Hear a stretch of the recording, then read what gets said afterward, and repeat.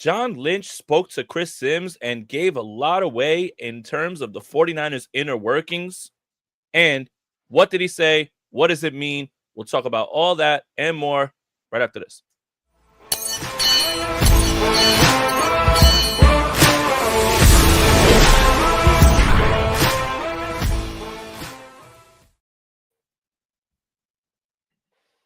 I'm Jason Aponte. That's Steph Sanchez. This is the Bully Ball Podcast on the Gold Standard Podcast Network, the most convicted podcast on the internet and YouTube. Steph, how's it going? Really nice sweater, by the way, like Rob said.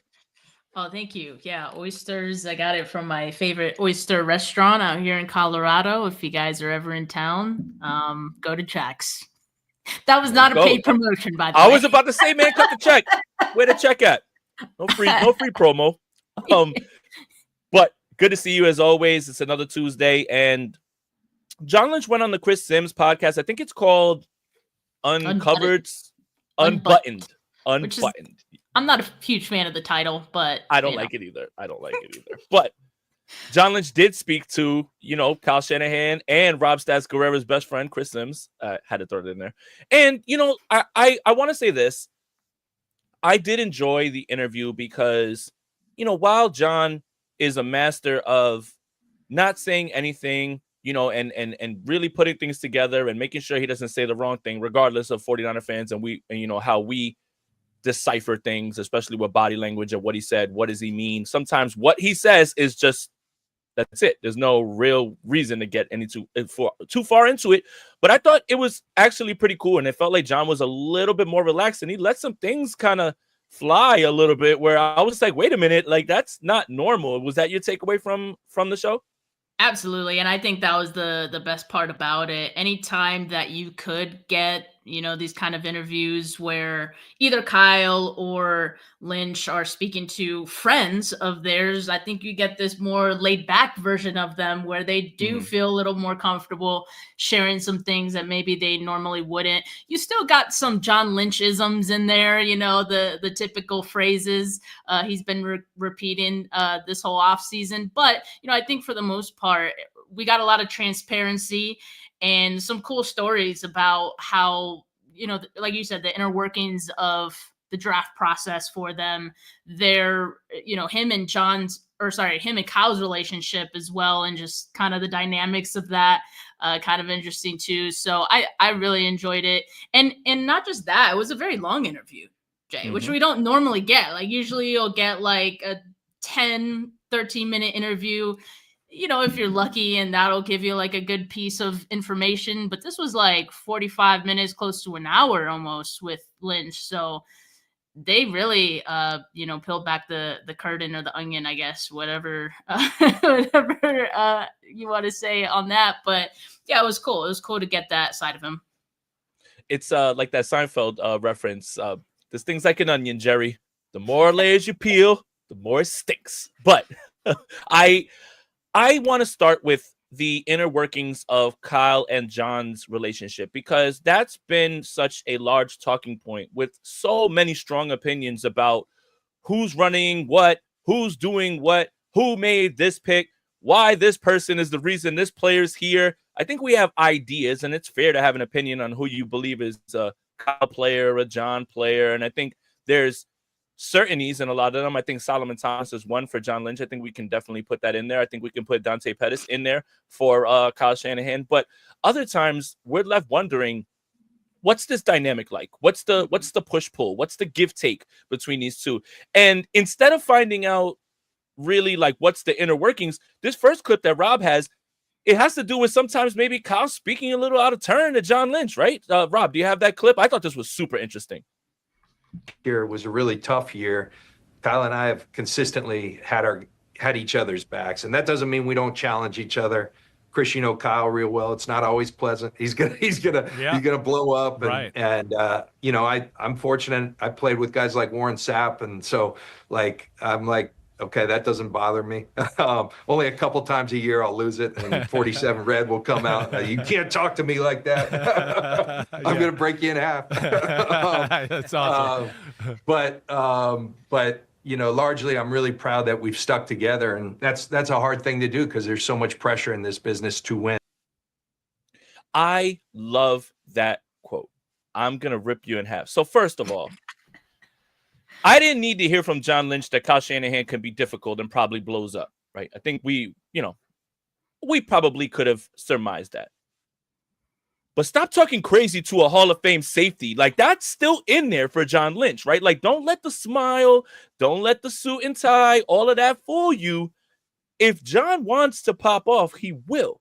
And Kyle, you played football as well, too. You were a wide receiver. Not going to diminish, you playing in Texas with your buddy Chris Sims. But my God, watch what you say around John Lynch, because it seems like at any moment he's telling you, like, I'm gonna. You got like one or two more times before you say something, and I snap. I thought that was so interesting because it's, again, refreshing, and it's something that's a little bit more upfront and to the point, and we don't usually get that from John. Well, I think also these head coach GM relationships, especially theirs where they both came in at the same time, very much similar to like a marriage in a sense where, I mean, you're making a lot of these decisions together with the team. And, there's always one person in any relationship that's going to be like the strung out one, easily stressed out. And there's going to be the one crash out.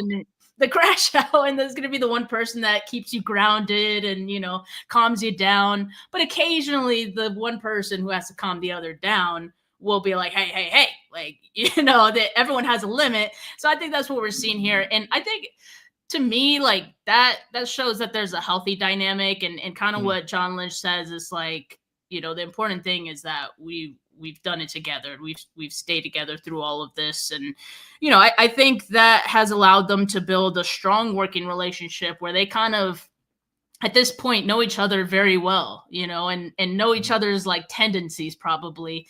And I think they complement each other really well. I don't think John Lynch gets enough credit probably for him kind of being the glue of everything, I think, in that building. And that's not to say that, Kyle, if John wasn't there, it'd all fall apart. But I do think that, John is just so good at working with people. And, he talked about how he's worked with different personalities with his time being a player. And I think that has helped him as well, just be able to manage not just the team, but also all the different personalities he has to work with, the different egos, So yeah, I think it's nice to see him open up about the type of relationship and dynamic they have. And I think it's a pretty good one. In any relationship, working, friendship, romantic relationship, if everything is sunshine and rainbows, somebody's lying. Somebody's lying, right? We're all human. We all have different varying emotions. We all process things differently. It's when the blow-ups and the crash outs become disrespectful that the relationship in any way goes sour.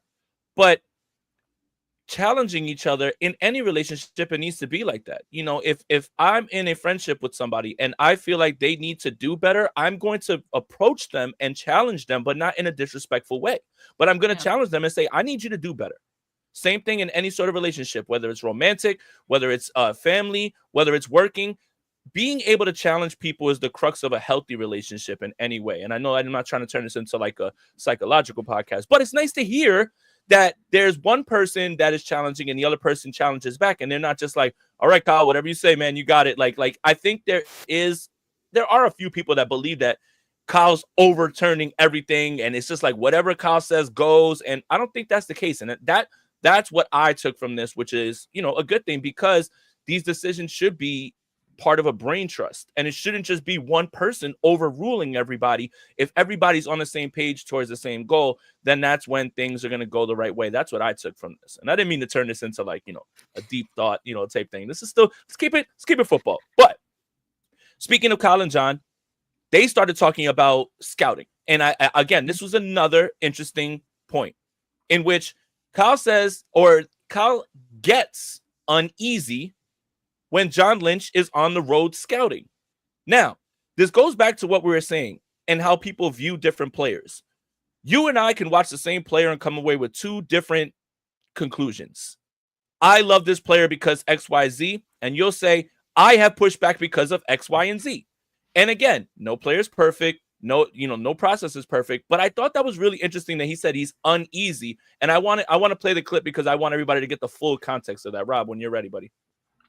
I'm not big on, I am what I am as a GM, and like I'm not going to try to do it. So I'm not one of these guys that's out every weekend scouting. Primarily because Kyle, he likes having me around here, and he gets uneasy when I'm gone. And so like I make it count when I leave, and I try to hit. I ask our scouts every year, hey, where's a place I could really help by going? So it wasn't necessarily that Kyle is worried about John's scouting methods. It's, oh no, the parents are gone. I have to find a way to, hey, how do I operate this TV dinner? How do you do this microwave? Is that what you took from this, Steph? Well, I think that goes back to like Lynch being the guy, the glue. Like if your glue's not in the building, like I think Kyle maybe freaks out a little bit and likes to have that support system in the building and on hand in case he needs something or he has a question. I don't know. I thought that was kind of funny, but and the other thing as part of this is like the scouting process, right? I think Kyle has a very offhand approach to it all. Like he's such a football guy. You could tell like he doesn't really care for the extra stuff. And we've gotten little glimpses of that, right? And just little pieces of information that we've gotten on Kyle, like not being present in interviews, not going to the combine. Like John Lynch also talking about how he had like a Stanford professor over it when they were, thinking through their vision statement of how they want to build this team back in 2017. That was really interesting. And the professor like losing Kyle, like as the process went on. Cause like Kyle's just this guy wants to watch film or something. He wants to draw plays. Like that's it. Like, and anything else, he's just kind of like, whatever. But I think that's where John Lynch comes in and he's that piece, that puzzle piece that kind of brings that aspect together. And so, yeah, I think it's a, like I said, complementary relationship. I don't want to say codependent because like, I don't think that's the right accurate word to use. And that has like a negative connotation, but complementary, I think is the perfect word to describe their working relationship.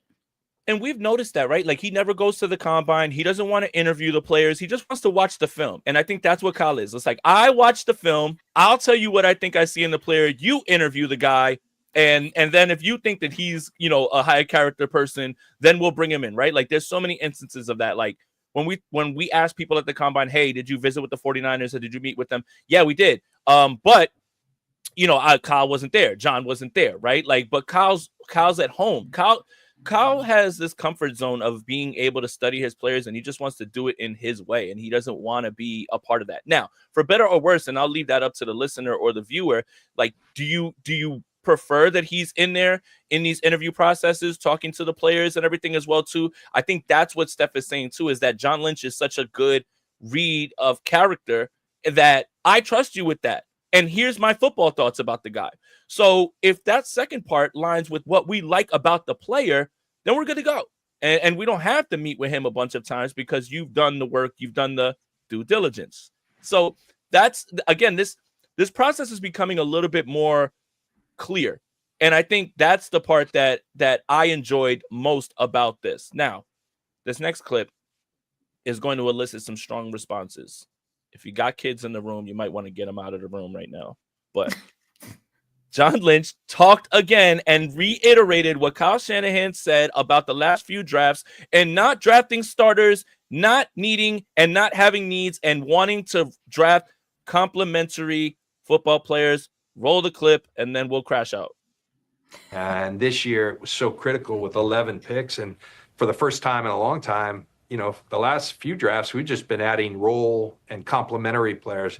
This year, we actually had needs. These guys got to come in and play and contribute. And it made it really fun. It made it really exciting. It always is. And it's a process. It's really involved. It's exhaustive. Steph, you go first.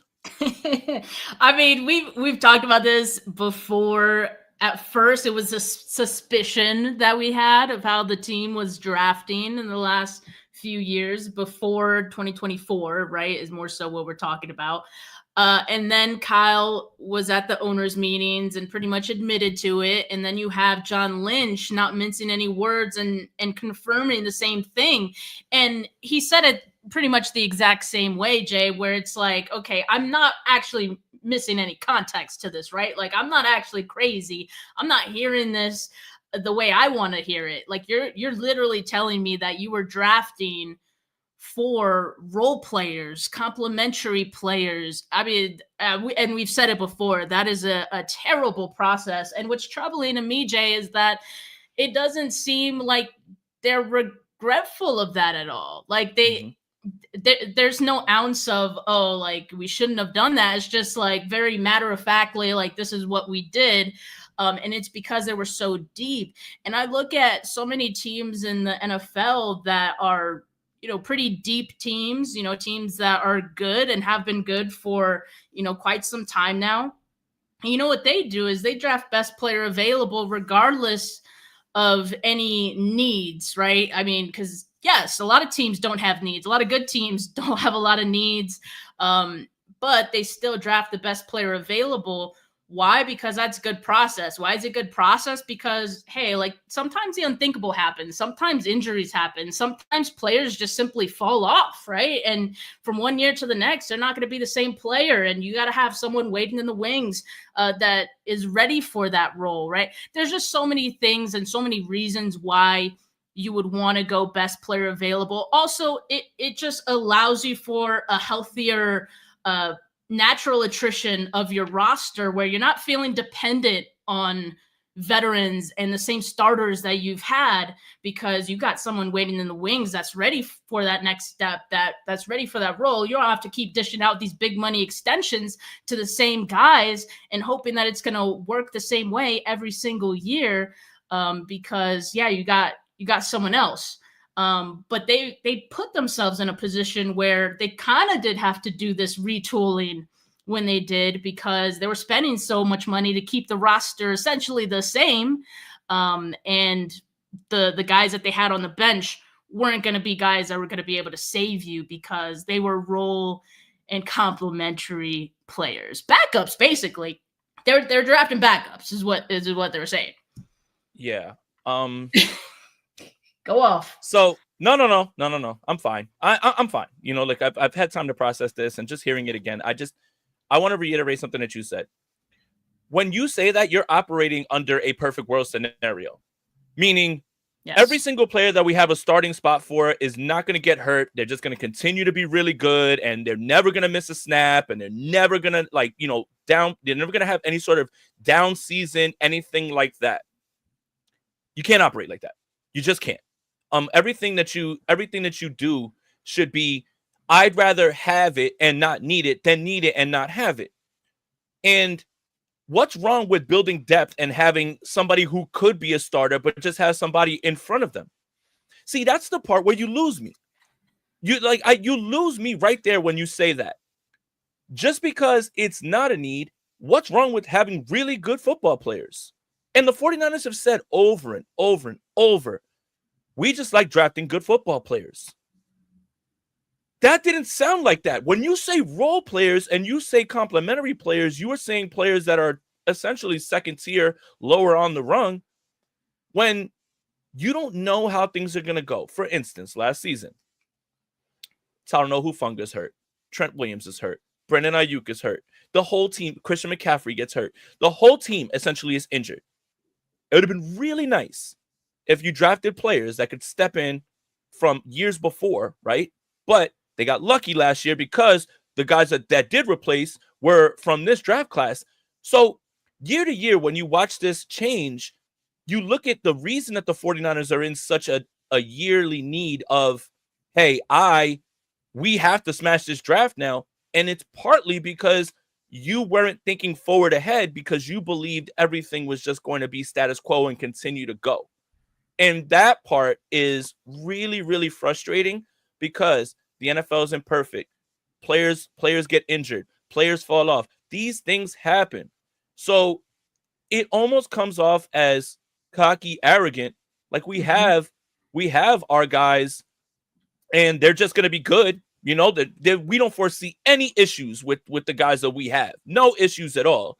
And then, you know, using a pick on a kicker, and just because you need a kicker doesn't mean you need to draft one, right? Like you could have drafted a football player, but you know, it just, when you look at where the 49ers are right now, part of the reason is the years that you were drafting for needs, you didn't really hit. You know, I'm thinking of the Brock Purdy, you know, draft. It was like him and Demo, right?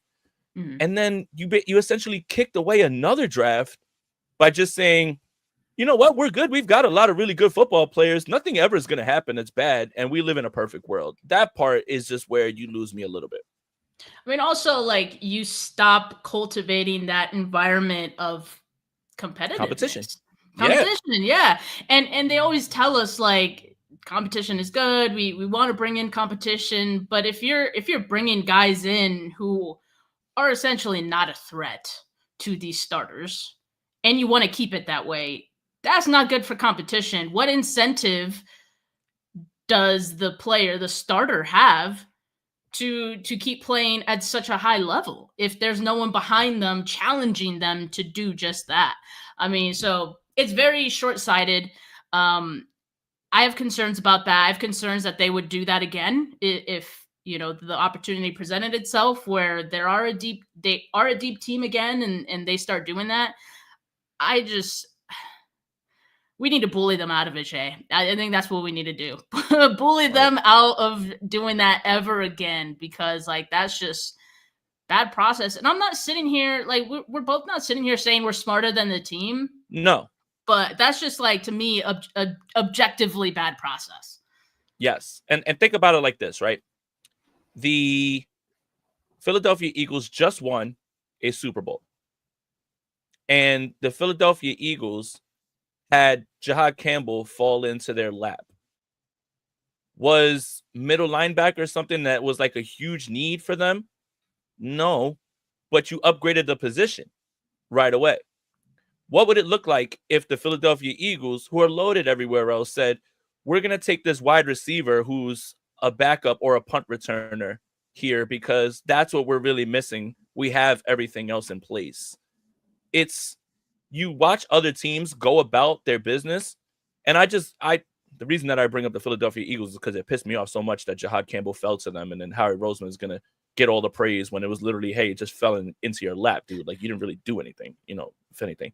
But that's the sign, right? It's like, we don't necessarily need the best linebacker in this draft, but the best linebacker in this draft is sitting right there. Now, the 49ers haven't been in that position. Let's also clean that up. So let's clean that up, because the 49ers gave up all those picks for Trey Lance, and then they ended up with just only having third rounders, and then they gave up second and third rounders for Christian McCaffrey. So let's clean that up. There was no shot for the 49ers in the third round, fourth round, when they were drafting those years, to have the best player at their position, at least by consensus boards. Maybe that player becomes the best player at that position, but that's not how everyone sees it.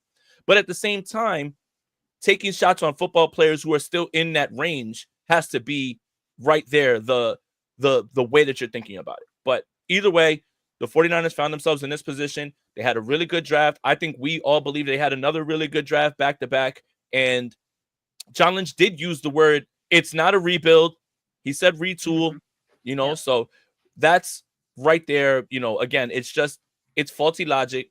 It's something that no one will be able to convince me otherwise that's just a nothing burger of a thing to say. Like, and I'm not one to complain about things like that. You know, like I don't go off the rails when I hear something like that, right? Like, when something is said and it's matter of fact, that's fine. But that just felt like you could have kept that to yourself. You could have kept that to yourself, the both of you. You absolutely could have kept that to yourself, and you could have allowed us to just wonder, right? What does Confucius say? Better to be thought a fool than to open mouth and erase all doubt. You could have just let us, like, you know, like, fight about it on it, but don't say it twice. Yeah. You said it once. You clarified it. He doubled down. Look, it's fine. It is what it is. that's just the one part where, I have an issue with it, and so does Steph. And, I'm sure a lot of 49er fans do as well. But more about the draft process. And I think this is going to lead me to a point that I really want to make and I really want to talk about, because I believe in the player that was in this discussion. John Lynch talked about last year's draft and letting the clock almost get down to 0 before they sent the pick in. And it was almost like we're doing a fantasy draft and we're like, this player, and you just hit the button, right? Like you're deciding between two players and you just hit the whatever player's there. And then almost like when you hit that button, you're like, damn it, I should have just taken the other guy. I kind of panicked, or I could have had this guy. But I want Rob to play the clip because I thought it was interesting. I don't think I've ever heard somebody talk about the draft process and having the clock almost get down to 0 like this. So let's do it. There are some gnarly, close calls. Last year, in the 4th round, we took a receiver, Jake Cowing, and we were having trade discussions at that. So we got down to a minute, 45 seconds. And then it was going to be Jake Cowing or a linebacker. And, Kyle and I like listening to our scouts and at this point, and so I'm like, Kyle, we got to go. And he's like, no, we got 45 seconds.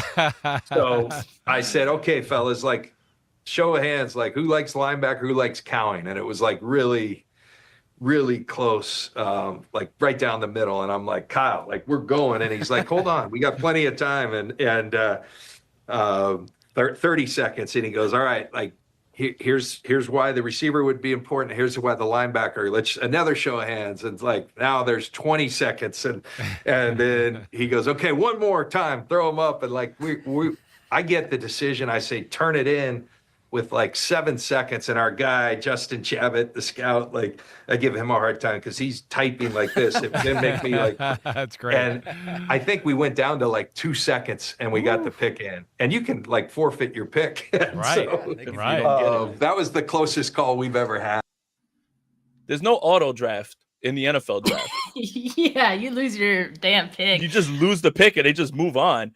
That's crazy. See, that process of him talking about with his hands up reminds me of a Simpsons scene when Homer he takes over the union and he's like, all in favor, and everybody's like, yay, and they're all opposed, and then you hear just one guy in the background, nay, and I'm just imagine being that guy in the room, no, we don't want him. But that's interesting to say that during that time right there, obviously being in trade talks, obviously that's why when you're watching the draft and you're like, what the hell's taking them so long? It's because they're answering the phone, they're sending calls back. Don't watch draft day. That's not how the NFL works at all. Not that. That's not how that works. But it was interesting to hear that they have this process of all right, show of hands at this point. They exhausted every single option until it just got down to secret ballots and just put your hand up type thing. I thought that was super interesting. I don't think I've ever heard anybody be that frank about a draft discussion. 49ers having bad clock management. I mean, where have we heard that before? Never seen that. Never seen that. You know what it kind of also reminded me of is when you're a kid and you play Eeny, Meeny, Miny, Mo or something like that, and it doesn't fall on the person you wanted to. So you're do over.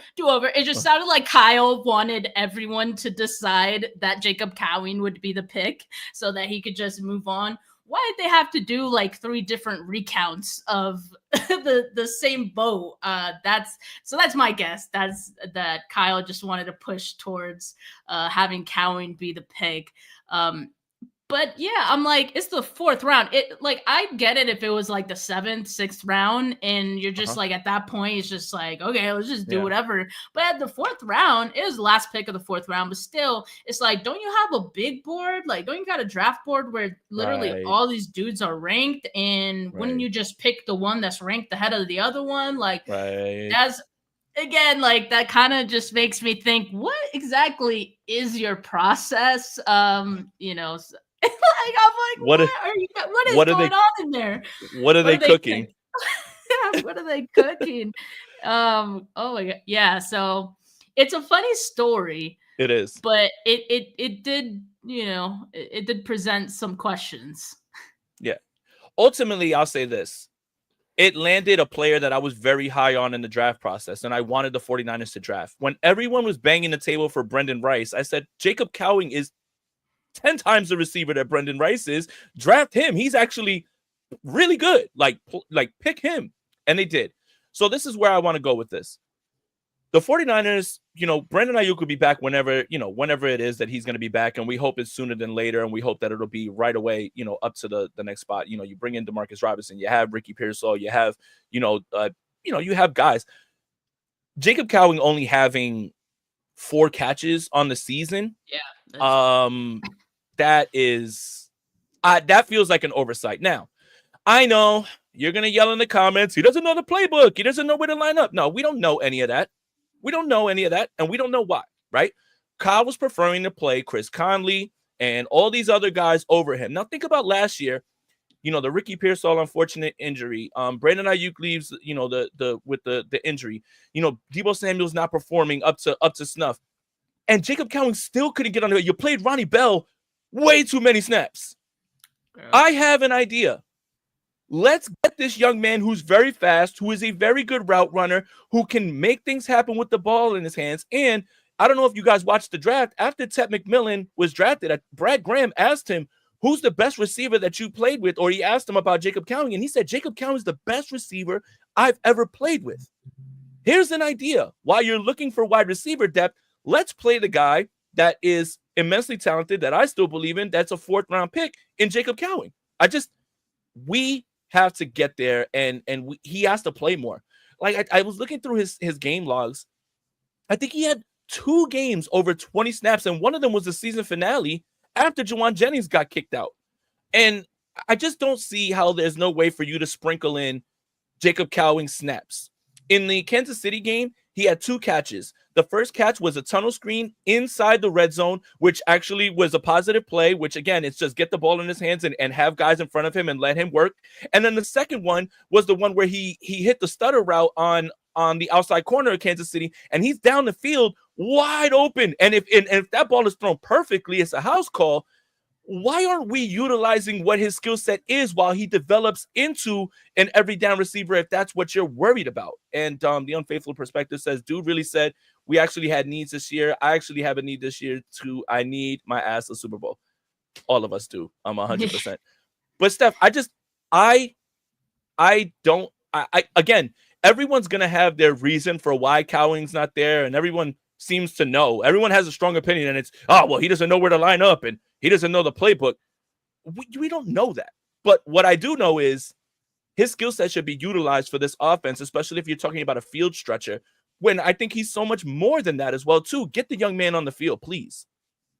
I think when a part of the conversation that comes up when you hear about this story is, well, who would have that linebacker have been? Would that linebacker have gotten more opportunity last season? Would he have gotten more snaps over what Jacob Cowing got? And I think, real quick, Rob, if you can you pull up where Cowing was taken, and we could just let's see if we can get there. Pull up that draft and pull it up right there. But keep going, Steph. Yeah. And I pulled this up yesterday because I was curious as well. And if you look at the linebackers that got picked, like there's Jordan McGee from Temple, who the Commanders got. So that was my guess for who they would have gotten. JD Bertrand out of Notre Dame. There was Tommy Eichenberg. There was Jeremiah Trotter Jr., Edifwan Olufosio, and then Jalen Ford. Those are all the linebackers taken in the 5th round. So if we're just like, assuming that it was someone in the 5th round, it could have been any one of those guys. But so the question becomes like, would any of those guys have played more? I think the answer is probably yes. But Jay, I think it's because the defense and whoever the defensive coordinator has been, last year was Nick Sorensen, they've always been more willing to play the rookies than I think Kyle Shanahan has been. Mm-hmm. So it's not so much of, was Jacob Cowing the better pick over whoever that linebacker could have been? It's not that simple. I think it's more so of, would the defensive coordinator have played this linebacker at any point in the season? I think, it's plausible they would have gotten that opportunity, especially when you think about, the quitter, the linebacker who shall not be named, and that whole fiasco last year, right? I think there's an opportunity there, and the linebacker probably would have seen some time on the field. And then you Jay, talk about all the scenarios that happened with the wide receivers last year that should have opened up an opportunity for Jacob Cowing, and yet it never really did. Like so that's an issue. That kind of also goes back to one of my gripes with Kyle. And I'm not trying to like pile on Kyle in this episode. Like, yep, I like Kyle, still think he's a good head coach. But I think we're asking the right questions. Yeah, I'm like that's kind of one of my criticisms of him is that he's not as willing to play the rookies for whatever reason. He doesn't have patience for rookie mistakes and things like that. So yeah, that's where my mind went to as well. I think a linebacker would have probably gotten more opportunity over Cowing, but that doesn't mean Cowing wasn't the right pick there. Here's the thing is you look at all of the receivers, and it felt like when the 49ers drafted Ricky Pearsall and Jacob Cowing, they were bracing for losing one of Deebo Samuel or Brandon Ayuk, right? And then obviously Ayuk signed, so it's not going to be him. And then it was Deebo Samuel. So you're looking down the line. I like the forward thinking, right? I guess my question is, the linebacker position was very much in question because Dre Greenlaw wasn't going to be ready for week 1. And then we saw how long it took him to get back on the field. D Winters has a problem finishing plays and drives without being hurt, right? Then you're so desperate that you have to call that guy who quit and FaceTime him and basically beg him to come play with you guys. And I believe it was Guy Haberman who pointed this out. When they came to that player, number 59, and they told him, we want to get D Winters on the field a little bit more, he threw a piss fit. And that's your problem right there, right? It's that linebacker position was in such flux that the Cowing pick felt like, okay, we may not need him this year, but we're going for down the line. The linebacker probably would have been in line to start a little bit more and play more, right? Like Tatum Batoon is fine. You obviously have Curtis Robinson and you have those guys that are there as well too. But I just don't know who it was. Probably I would say just based on name value, I would probably say Jeremiah Trotter Jr. But the linebacker definitely would have had a chance to play more, and you wouldn't have had to pivot to go beg 59 to come out of retirement or, from when he was about to start working at Walmart because nobody else was going to sign him, to come play for you. And again, like, I don't know what's going into the process. I don't know what's going into, what's the thought, how they're building this team. I guess I just want to finish this by saying there has to be a way for you to get Jacob Cowing on the field for shot plays and stretching the field and putting pressure on safeties and at least providing the threat of throwing the football down the field to open up the underneath for everybody else and keep I think what we saw in this offense last year was everyone collapsing on the middle of the intermediate fields and basically telling Brock Purdy and the wide receivers, we don't think that you're going to throw it over our head. And if you do, we'll take our chances. But you need a field stretcher. You need somebody who's going to be able to be that way. And playing Ronnie Bell, playing Chris Conley, because you depend on them and you think that they know where they're going, they have no upside. I know what Ronnie Bell is. I don't know what Jacob Cowing is. I know that Jacob Cowing's upside is far bigger and far better than anything that Ronnie Bell will be able to provide. And again, it goes back to your point, Steph, Kyle being a little bit rigid, being in a spot where he's just like, you know what? You messed up one time. That's it. We talk about the doghouse. I don't know if it's a doghouse, but they were just like, listen, man, just go on special teams, Jacob Cowing. We're not going to use you for anything like that. So that's really where I'm at with this. It's just so Kyle to like what I assume. It doesn't sound like he begged for Jacob Cowing, but the revote 3 times tells me like he really wanted Jacob Cowing to be the pick there. Yeah. And it's so Kyle for him to want Jacob Cowing that bad. Just to like barely play him in his first season, even though, it would have made sense for him to get those opportunities. That's just like, that's funny. That's so Kyle. My thing is, how does a rookie develop if he never gets to play? I mean, even if he reads and knows every single part of the playbook, that doesn't mean that he's developing. And you know what else too? And this is the last thing I'm going to say about this. When the season went off the rails and the 49ers, maybe they weren't eliminated, but the season's over, right? Like, I felt like the 49ers packed it in after the Seattle loss. Like, they were just like, that's it. Like, we that was the straw that broke the camel's back. You couldn't get the kid on the field when the season was out of hand. You know, like, again, like, what are the bumps and bruises that you're going to take when you're already out of the playoff picture and you, for all intents and purposes, were not going to make the playoffs, even if you weren't exactly eliminated. All right. That's enough. I don't want to keep yelling about that. But you know what? One last topic that I think like gets us back into a little more positivity is John Lynch when he, you know, what was really funny, John Lynch, he's so masterful at, you know, pivoting the conversation. He was asked about Brock Purdy. And then he looks out his window and he's like, "Oh, I'm just looking out my window because our guys are out there." And then he goes into the spiel of like how excited everyone is this offseason. Masterful job of, you know, just changing the subject. I love that from my GM. But you know what he said along with that conversation that I think is very much true. And our Rob Stats has been saying it this offseason as the 49ers are now being the hunters instead of the hunted. Rob, I think you have the clip, right? Let's roll that. Roll that clip. Motivated, focused team. It's kind of fun being we didn't win, you know, the Super Bowl in the past, but I think we've always been a team that people have put up there. Hey, this is the favorite. Now we get to sit back and maybe hunt a little as opposed to being the hunted. And I like that. First of all, I like how he said hunted. He said hunted. Hunted.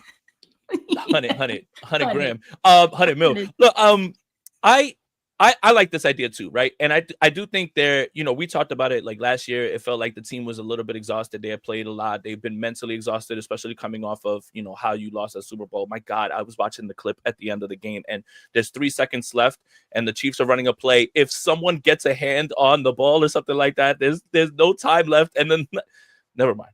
But, you know, losing the Super Bowl that way, you know, it definitely left the team very mentally exhausted. And I think we all have a different perception of what that means, right? And it's just like some people are going to say, hey, you're an NFL football player. It's time for you to get back and go for it. But that's got to be hard. That's really got to be hard. And I like the idea of maybe a little bit of hunger, maybe a little bit of disrespect. Like if the 49ers, they should put up some bulletin board stuff. Like everything that's saying like power rankings, the 49ers are 20th. The 49ers are not going to make the playoffs. Oh, the Super Bowl window's closed. Put it up on the board. Look at it. Let it make you angry and use that as motivation. If your motivation isn't, you know, the amount of money that you're making and the love for the game, you know, which I think it is for a lot of these guys, then let's prove some people wrong. Everyone's saying the Super Bowl window's closed, right? You've got every Tom, Dick, and Harry on, you know, FS1 and, you know, ESPN. I don't put a lot of stock into what they say, but if I'm looking for extra motivation, nothing in this world makes me feel better than doing something when someone says I can't. And for the most part, I want that on its own merit. But once you tell me I can't, then I want that shit even more. Sorry. Don't, bleep it out, Rob. But like, why can't the 49ers use that? Why can't the 49ers, even if it's a little bit made up in their own head, right? Like if it was made up in their own head where it's like, hey, nobody's really disrespecting you. You know, you're kind of like, you know how the Chiefs are like after they win the AFC Championship game, nobody believed in us. But you know what? I guess it kind of works for them. No one disrespected the Chiefs. Everyone believed that you were going to be in the AFC Championship and in the Super Bowl. Don't lie to us. But if that helps, then the 49ers should try to take a page out of that book, in my opinion.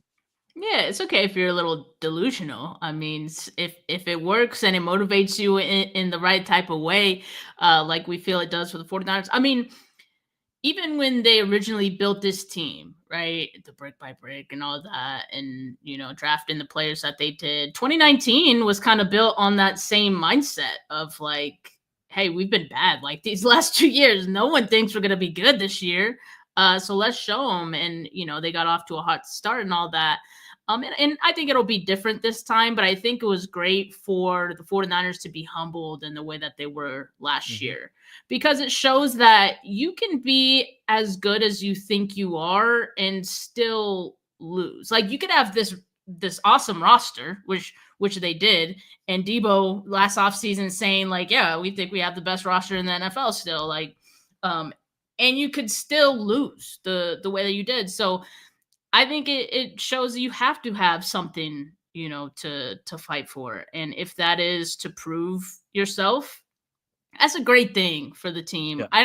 To feel like you're already on top of the world and you're the best team in the NFL, clearly maybe got to their heads just a little bit, right? And of course there were other factors or injuries or things like that, but it was good for them to get humbled, and it's good for them to have a different perspective, especially because a lot of the players that were on that team, most of them are not with the team anymore. So this is like a new foundation that you're building for the most part that is getting the taste of that, of proving themselves.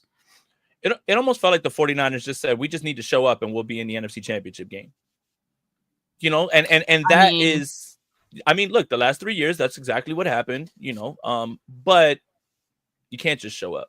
And other teams, the thing is no matter how good you are, other teams are improving and other teams are coming after you. And that's the part that when we're going back to what happened with, hey, we didn't have needs. We drafted role players and complementary players. You have to stay ahead because everyone's trying to catch up. And I think that was a little bit of a harsh lesson for them last year as well, too, of just, hey, we're going to show up and we're going to be in the NFC Championship game, every year because you have been, but 3 times in a row, not 4 times, unfortunately, this time. I did want to talk about one other thing that I thought was interesting with John Lynch, and it's been discussed amongst fans about what the 49ers strategy was to quickly reset this team and get them right back in the saddle. And the 2 teams that keep coming up out of fans' mouths are the Buffalo Bills and the Los Angeles Rams. And I thought it was really interesting that John Lynch said, well, we have seen examples of it, the Buffalo Bills and the Los Angeles Rams. He goes, of course, it's easier when you're the Buffalo Bills and you have Josh Allen. And then the same thing could be said about the Rams and Matthew Stafford. But I think that was interesting because it's been said many times, but I just think the key ingredient that the 49er fans are leaving out is Brock Purdy is a very good quarterback. Don't yell at me, but he's not Josh Allen. Yeah. Right. Like, you can turn that roster over as quickly as you want when your quarterback is the MVP, when your quarterback does the heavy lifting, right? That's the difference between these scenarios. But I'm glad that he brought that up because it is something that a lot of people were talking about as like the blueprint that the 49ers were going to follow. Yeah. I mean, I know we got to get out of here, but I'll just say, I think it's a plausible example to use, and you could even throw the Eagles out there as another example. And yes, the quarterback in that equation is very important to it. But I mean, I'm glad that John Lynch knows that Brock Purdy is not Josh Allen. That's real, right? I mean, it's better than to be delusional about that. Yeah. No, that's what I'm saying. Like, it's good that they know. I don't want them to like feel like, they got it all figured out. And, I think they know that they don't. And that's why these negotiations are probably still underway. If he was in that Josh Allen tier, this deal probably would have been done because you just throw the money at him and it's we want you here, buddy. But yeah, I mean, we'll see. I just thought it was interesting that they use both teams. All right, guys, thank you so much for watching today. Make sure you guys are subscribed to the Gold Standard Podcast Network, wherever you get your audio podcast. Make sure you like this video and subscribe to all 3 of our channels. We've got a lot of good content on there as well, too. Steph does such great work with the draft and everything as well, too, and her interviews. I throw some stuff up there as well, too. But thank you guys for joining as well. Make sure you guys like and subscribe. And follow Steph on Twitter at Steph49K. Follow me on Twitter at JasonAponte2103. Yes, I'm going to call it Twitter. I refuse to call it that other name. For Steph, for Jay, we're out of here. Peace.